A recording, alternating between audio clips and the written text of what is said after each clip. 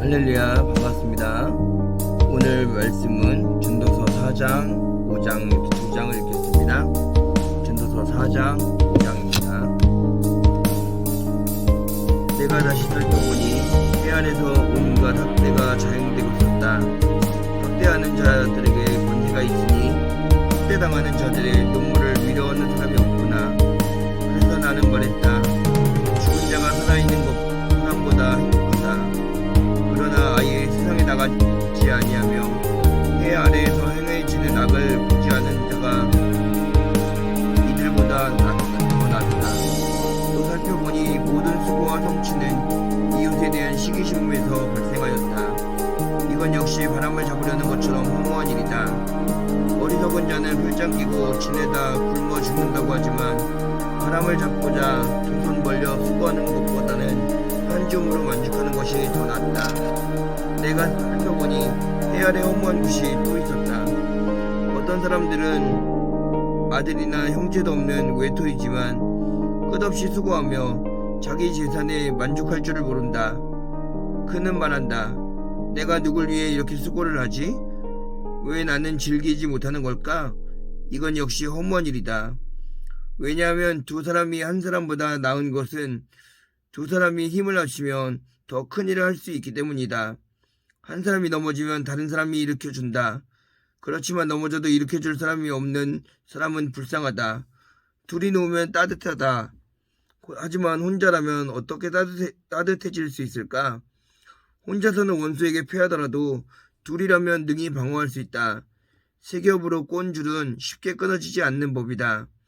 충고를 싫어하는 나이 많고 어리석은 왕보다는 가난하지만 지혜로운 소년이 더 낫다.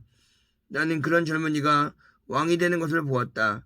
그는 가난한 집에서 태어났고 감옥에도 간 적이 있었지만 모든 사람이 왕이 된 그를 따랐다. 그러나 그가 다스리는 무리가 수도 없이 많았지만 이후의 세대는 아무도 그를 좋아하지 않았다. 이건 역시 허무한 일이요 바람을 잡는 것이다. 아멘. 전도서 5장입니다. 하나님의 집에 예배하러 들어갈 때에 발걸음을 조심하여라. 형식적으로 예배드리는 어리석은 자보다 말씀을 듣기 위해 조용히 나아가는 자가 더 낫다. 어리석은 자들은 악을 행하면서도 알지 못한다. 하나님 앞에서 함부로 입을 놀리지 말라. 조급한 마음으로 무엇을 말하지 말라. 하나님은 하늘에 계시고 너는 땅에 있으니 너는 말을 적게 하여라.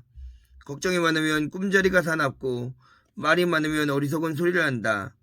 하나님께 약속했거든 신속히 이행하여라. 하나님은 어리석은 자들을 기뻐하지 않으시니 너는 약속을 지켜라. 약속을 하고 지키지 않는 것보다는 약속을 하지 않는 것이 낫다. 내 입술로 죄짓지 마라. 하나님의 사자에게 내 약속은 실수였습니다 라고 말하지 마라. 하나님께서 화내실 만한 말을 하며 그분이 내 손의 수고를 망치게 할 이유가 무엇이냐? 꿈이 많고 말이 많은 것도 허무하니 하나님을 경외하여라. 만일 가난한 자가 학대를 당하고 정의와 인권이 무시되는 것을 보거든 그런 일에 대하여 놀라지 말라. 왜냐하면 그것을 처리할 권리가 있고 이들 위에는 더 높은 고위 관리가 있기 때문이다. 땅의 산물은 모두를 위한 것이다. 왕도 들판에서 나는 곡식을 먹는다. 돈을 사랑하는 사람치고 돈에 만족하는 이가 없고 재물을 사랑하는 사람치고 자기 수입에 만족하는 이가 없다. 이것 역시 허무한 일이다. 재산이 불어나면 식솔도 많아지는 법이거늘 주인이 재산을 바라보며 즐기는 일 외에 그가 얻는 유익은 무엇인가? 노동자는 적게 먹든지 많이 먹든지 잠이 달콤하지만 부자는 재물이 많으므로 걱정 때문에 잠을 이루지 못한다. 내가 살펴보니 해 아래 큰 재앙이 있는데 그것은 재물이 그것을 축적한 자에게 해를 끼친다는 것이다. 투자를 잘못하여 재산을 날려버리니 그 아들에게는 한 푼도 돌아가지 않는다. 우리는 태에서 알몸으로 나올 때처럼 알몸으로 돌아간다. 손으로 수고한 그 어떤 것도 지니고 가지 않는다. 이건 역시 큰 재앙이다. 사람은 세상에 태어난 모습 그대로 돌아간다. 그렇다면 바람을 위해 수고한 것이 아닌가? 도대체 무슨 유익이 있는가? 사람은 평생 근심 중에 식사를 하고 크게 좌절하고 병들고 분노한다.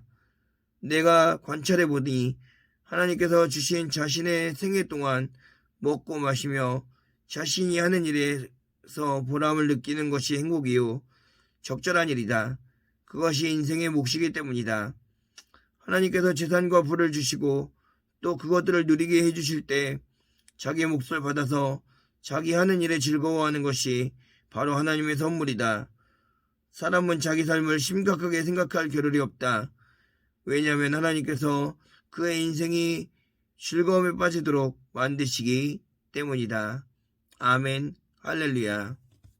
아멘.